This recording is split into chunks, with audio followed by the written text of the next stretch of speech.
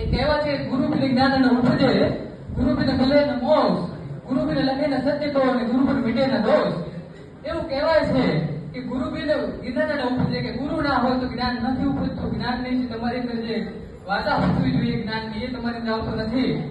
અને જે આધ્યાત્મિક તરફનો જે રસ્તો છે, એ રસ્તો તમને એક ગુરુ દ્વારા રસ્તા ઉપર પહોંચાડવામાં આવે છે. એટલે કે ગુરુ બિન મિલે ન મોક્ષ અને ગુરુ બિન લખે ન સત્ય કહો, કે ગુરુની જો તમારી સાથે ગુરુ હશે તો તમને સત્યની પ્રાપ્તિ થશે, સત્યનું જ્ઞાન થશે, તમને તમારા આત્મજ્ઞાન થશે. અને ગુરુ બિન મીટે ન દોષ, કે તમારી અંદર કહેવાય છે કે જ્ઞાનનો અહંકાર હોય છે પણ અહંકારનું જ્ઞાન નથી હોતું. આ બહુ જરૂરી છે. એટલે કે ગુરુ બિન મીટે ન દોષ, કે ગુરુ તમને સાચા મળી જાય, ગુરુ જો સારા મળી જાય તો તમારી અંદર જે દોષ છે, જે દુર્ગુણો છે, એ દુર્ગુણો હટાવવામાં બહુ મોટો ફાળો રહેલો હોય છે.